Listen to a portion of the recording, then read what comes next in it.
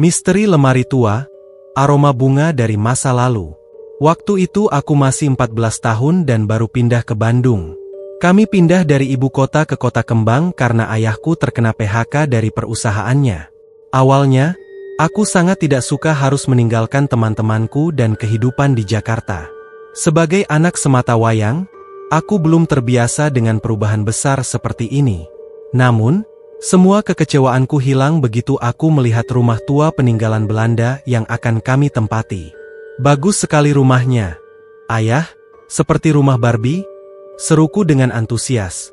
Aku masih sangat ingat saat pertama kali melihat rumah besar itu. Rumah tua yang terlihat terawat dengan baik, dengan arsitektur yang megah dan elegan.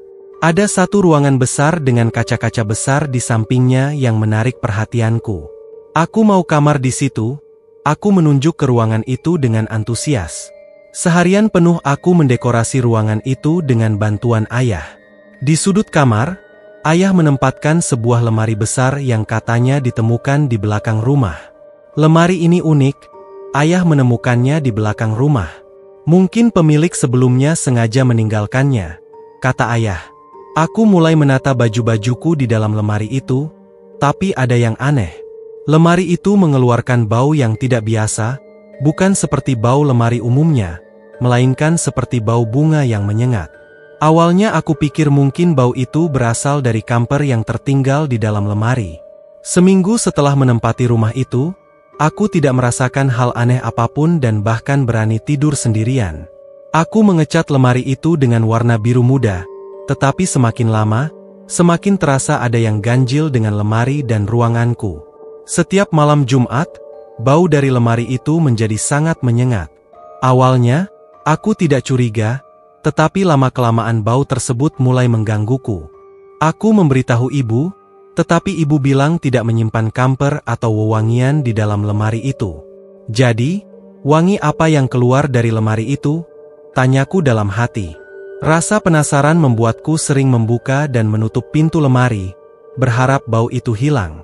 Namun, bau tersebut semakin menyengat hingga suatu malam misteri itu terkuak juga.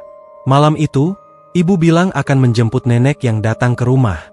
Jadi aku ditinggal sendiri dengan waktu yang cukup lama. Ibu memanggil Mbak Siti, pembantu sementara dari tetangga, untuk menemaniku. Malam itu pun, ibu dan ayah meninggalkanku bersama Mbak Siti, seorang wanita parubaya yang pendiam. Dia tidak banyak bicara, jadi aku yang terus bertanya. Aku melewatkan malam dengan menonton televisi bersama Mbak Siti. Jam menunjukkan pukul 10 malam ketika Mbak Siti menguap. Sementara aku masih sibuk mencari saluran yang menarik. Aneh, mataku tidak mau terpejam meskipun biasanya aku sudah tidur pukul 9 malam. Pukul 11 malam, aku mencoba tidur dengan sangat keras, mematikan televisi dan menarik selimutku. Namun, bau itu muncul lagi. Aku langsung menyibakkan selimutku dan mengarah ke lemari kayu di sudut kamar. Aku membukanya dan kembali ke kasur. Tiba-tiba, pintu lemari itu tertutup sendiri. Aku membuka lemari lagi, tetapi pintunya kembali tertutup dengan sendirinya. Aku berpikir itu mungkin angin atau pintu lemari yang rusak. Kesal, aku menutup tubuhku dengan selimut. Aku menutup mata dan telingaku, yakin bahwa itu bukan angin. Aku anak yang pemberani dan tidak takut dengan hantu, tetapi suara lemari itu semakin mengganggu. Aku mendekati lemari dan melihat seorang anak kecil berambut hitam panjang dengan gaun putih sedang berjongkok di dalam lemari, memainkan pintu lemari. Aku mundur dan berlari ke atas kasur, menutup tubuhku dengan selimut. Di dalam selimut, aku menutup mata dan telingaku, menyadari bahwa yang kulihat bukan manusia. Aku menyibakkan selimut lagi dan mencoba membangunkan Mbak Siti.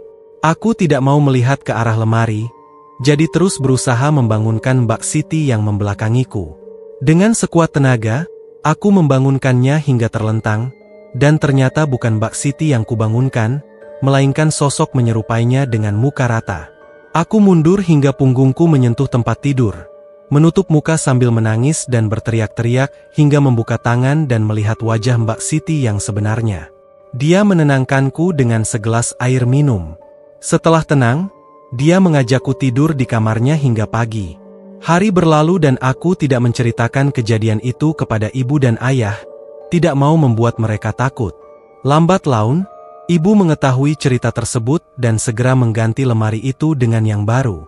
Sejak itu, bau di kamarku menghilang dan tidak ada lagi hal aneh terjadi.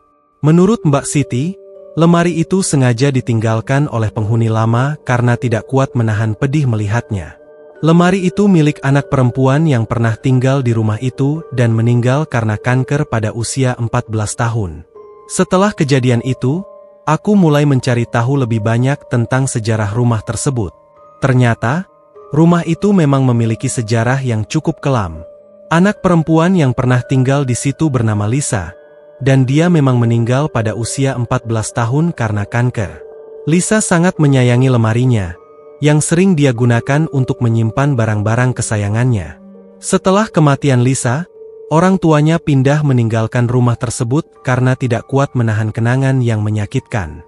Sejak itu, aku selalu merasa ada yang memperhatikanku di rumah itu.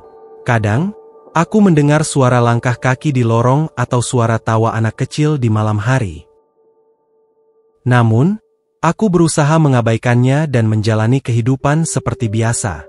Hingga suatu hari, aku menemukan sebuah buku harian di sudut lemari baru yang ditempatkan di kamarku.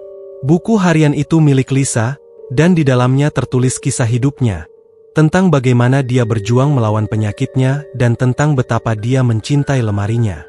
Membaca buku harian Lisa membuatku merasa terhubung dengannya. Aku mulai memahami betapa berat perjuangan yang dia alami dan betapa besar rasa sayangnya terhadap lemarinya.